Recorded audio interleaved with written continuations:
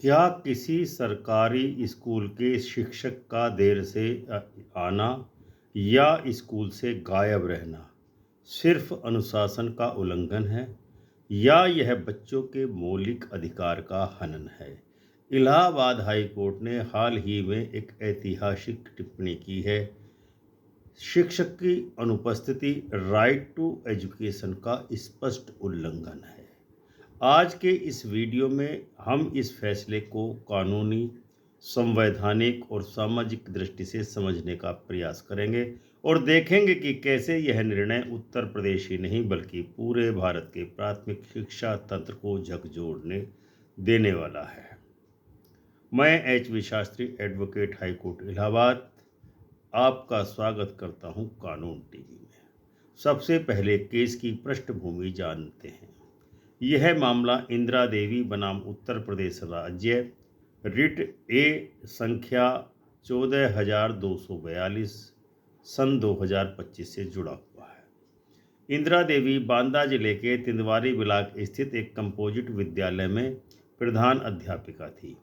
जिला प्रशासन ने 30 अगस्त 2025 को विद्यालय का निरीक्षण किया और पाया कि विद्यालय में प्रधान अध्यापिका व अधिकांश शिक्षक अनुपस्थित थे।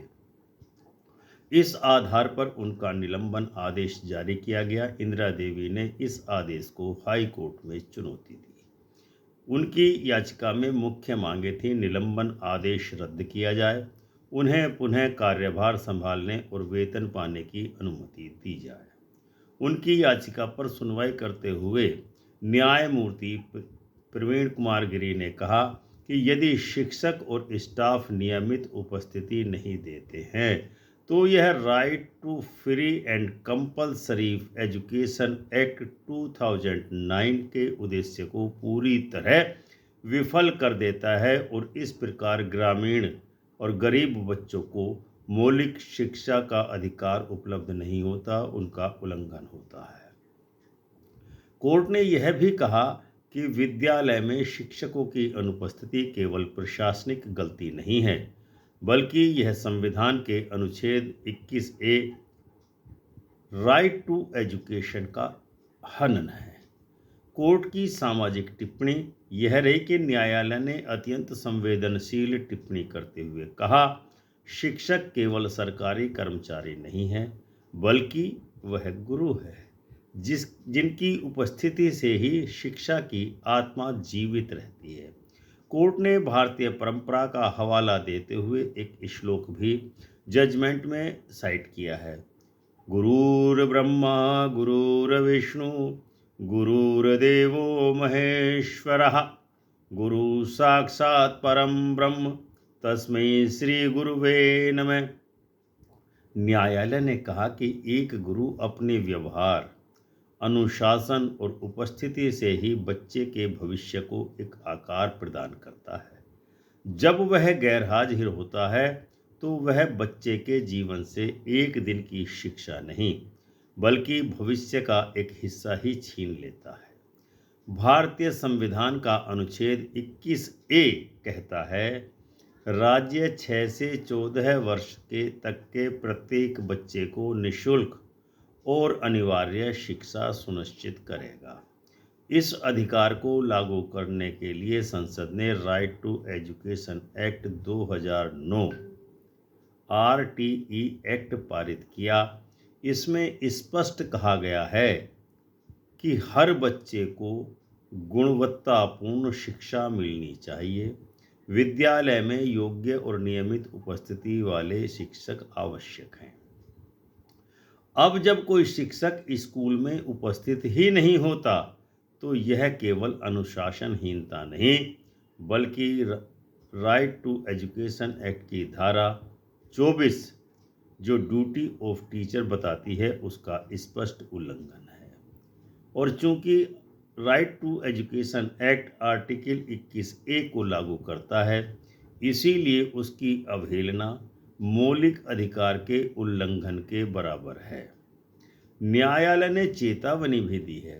कोर्ट ने कहा है कि ग्रामीण क्षेत्रों के गरीब बच्चों के लिए सरकारी स्कूल ही एकमात्र आशा है और इन बच्चों के माता पिता ट्यूशन या कोचिंग का खर्च भी नहीं उठा सकते।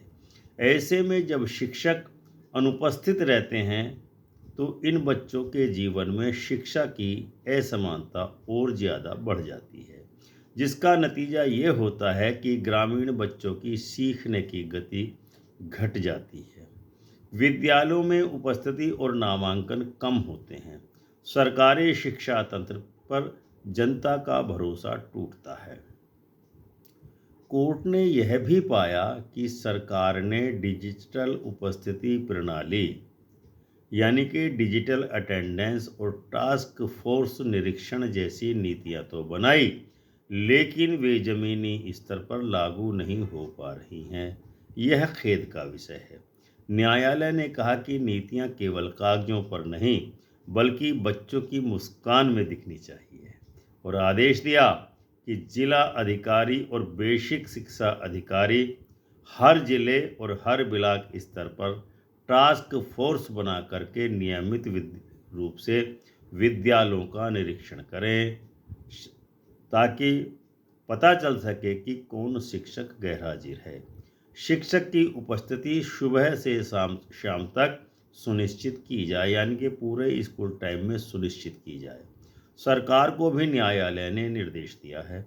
न्यायालय ने उत्तर प्रदेश सरकार के मुख्य सचिव, मुख्य शिक्षा सचिव, समाज कल्याण सचिव, अल्पसंख्यक विभाग सचिव और शिक्षा निदेशक को भी आदेश दिया है कि ऐसे ठोस नियम और व्यवस्थाएं बनाई जाएं जिससे शिक्षक विद्यालय में पूरे शिक्षण काल तक उपस्थित रहें। साथ ही यह भी कहा कि शिक्षकों की उपस्थिति सुनिश्चित करने के लिए तकनीकी और प्रशासनिक दोनों ही प्रकार के उपाय लागू किए जाएं। न्यायालय ने एक अत्यंत मानवीय दृष्टिकोण अपनाते हुए कहा कि शिक्षा केवल नौकरी नहीं है, यह एक तपस्यापूर्ण कार्य है। गुरुकुल परंपरा में शिक्षक 24 घंटे विद्यार्थी के जीवन का मार्गदर्शन करते थे। आज भी यदि शिक्षक केवल समय पर आएं और पढ़ाएं तो किसी भी प्रकार की निगरानी की आवश्यकता और नहीं पड़ेगी। यह फैसला राज्य और शिक्षक दोनों की जिम्मेदारी तय करता है। राज्य का दायित्व है कि गुणवत्तापूर्ण शिक्षा के लिए पर्याप्त संसाधन, निगरानी और नीतियां बनाई जाएं। इसके अलावा शिक्षक का दायित्व भी निर्धारित किया जाए कि वह समय पर विद्यालय में उपस्थित रह करके अपनी भूमिका को ईमानदारी से निभाएं। कोर्ट ने यह भी कहा कि शिक्षक एक सेल्फ डिसिप्लिन्ड पर्सन होता है। अनुशासन उसके आचरण से दिखना चाहिए, उसके व्यवहार से दिखना चाहिए, उसके जीवन से दिखना चाहिए।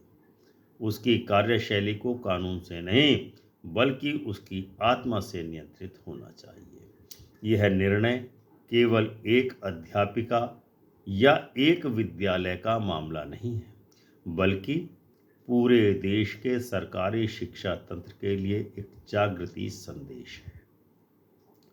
इसके संभावित प्रभाव क्या क्या हो सकते हैं? नंबर 1, डिजिटल अटेंडेंस सिस्टम जब सख्ती से लागू हो सकता है। नंबर 2, शिक्षकों की जवाबदेही तय होगी भविष्य में। नंबर 3, शिक्षा का अधिकार यानी राइट टू एजुकेशन के क्रियान्वयन में न्यायपालिका की सक्रिय भूमिका बढ़ेगी। नंबर 4, भविष्य में ऐसे मामलों में अनुच्छेद 21A का सीधा हवाला दिया जाएगा।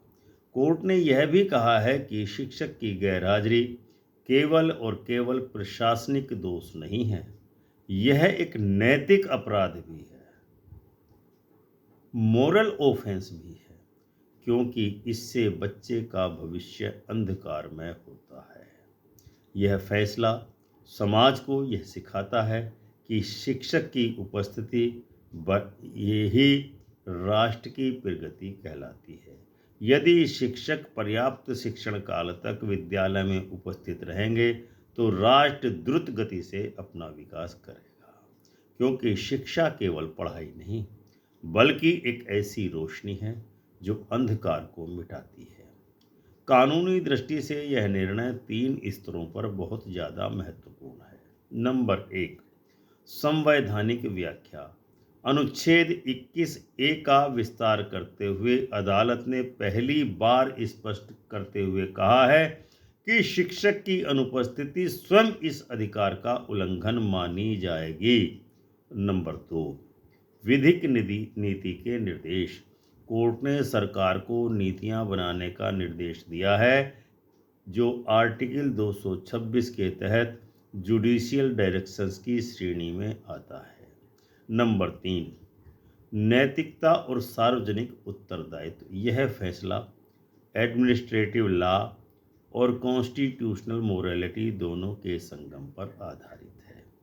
अब अगर एक शिक्षक अपने कर्तव्य से, अपने जीवन से विमुख होता है तो वह केवल अपना वेतन नहीं चुराता बल्कि राष्ट्र के भविष्य से भी चोरी करता है। इलाहाबाद हाई कोर्ट का यह निर्णय हमें याद दिलाता है कि राइट टू एजुकेशन एक्ट सिर्फ एक कानून नहीं बल्कि हर बच्चे का सपना है और उस सपने को साकार करने की सबसे बड़ी जिम्मेदारी शिक्षकों के कंधे पर ही है।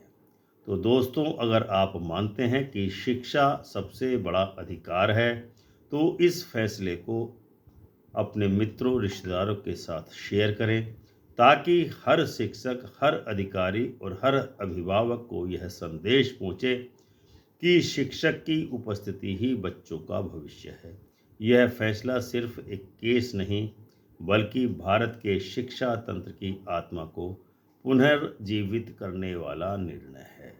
तो यह था आज का वीडियो। अगर आप समझते हैं कि शिक्षकों का अपने शिक्षण काल के दौरान विद्यालय में उपस्थित रहना है जरूरी है तो कमेंट करके अवश्य बताएं। आपको वीडियो पसंद आया हो तो वीडियो को लाइक एवं शेयर जरूर करें और हाँ, कानून टीवी को सब्सक्राइब करें और घंटी का बटन दबाकर ऑल का ऑप्शन अवश्य चुनें। हम आपके हृदय से आभारी रहेंगे। धन्यवाद। मिलते हैं कल किसी ऐसे ही अन्य जजमेंट के साथ। तब तक के लिए जय हिंद, जय भारत, जय संविधान।